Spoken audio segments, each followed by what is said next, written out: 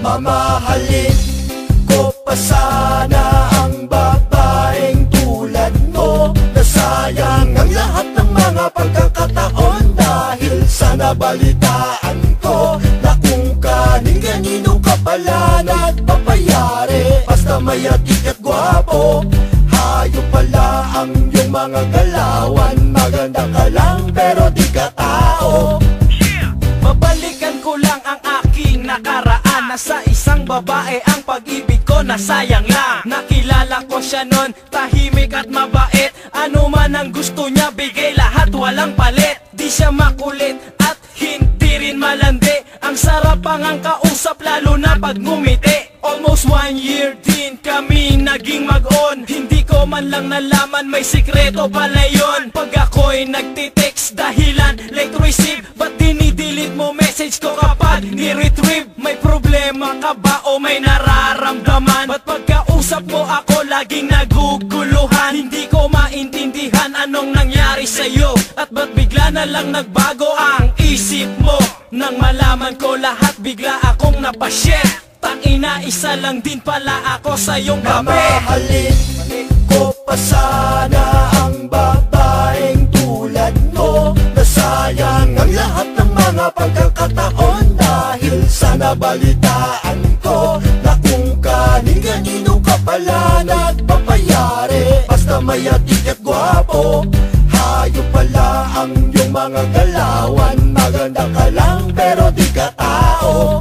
Isang gabi nang ako'y papauwi, nang ito ay mangyari, makinig ka sandali. Ito'y tungkol sa babaeng hindi ko akalain na ang mababaw na tinginan ay biglang lalalim. Ito ang istorya nang ako'y naglalakad, may babaeng biglang sa harap ko ay tumambad. Siya ay balingkinitan at medyo matangkad, parang Johnny kabuhain sa ganda ng balat. Kaya number niya kinuha agad-agad. Within 3 days, naging kami agad. Sagaan ang aking pakiramdam, parang lilipad. Para kang tumama ng loto, mega jackpot. Ngunit ang di ko alam, siya ay may kinukubli. Lihim na pagkatao sa matamis niyang ngiti. Ang saklap, isa lang pala ako sa biktima. Ako pala ang nauna pagkatapos nila. Mamahalin ko pa sana ang babaeng tulad mo. Nasayang ang lahat ng mga pagkakataon dahil sa nabalitaan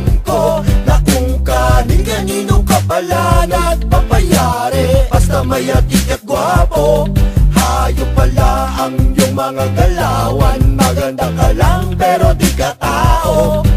Isang babaeng parang Diyosa sa gabi nagniningning. Katawan ay super perfect, para siyang si Luningning. Hindi ko napigilan at siya aking niligawan. Hindi rin nagtagal, naging kami at nagmahalan. Nagmahalan ngunit kala ko tapat at totoo. Tangina, akalain mo pang-anim ako sa kanyang mga ka-fling. Damn, ang sakit nun. Ang sarap mong sampalin at suntukin sa puso. Mga babaeng mas makatipa sa damong ligaw, mahilig makipag-fling sa tisoy na hilaw at magpapagalaw basta meron kang dough.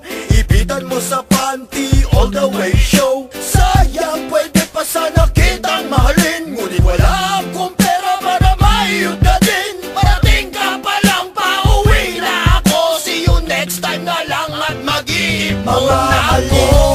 Ko pa sana ang babaeng tulad mo. Nasayang ang lahat ng mga pagkakataon dahil sa nabalitaan ko na kung kanin-kanino ka pala nagpapayari. Basta may atik at gwapo, hayop pala ang iyong mga galawan. Maganda ka lang pero di ka tao. Mamahalin ko pa sana ang babaeng tulad mo. Nasayang ang lahat ng mga pagkakataon dahil sa nabalitaan ko na kung kanin-kanino ka pala nagpapayari. Basta may atik at gwapo, hayop pala ang iyong mga galawan.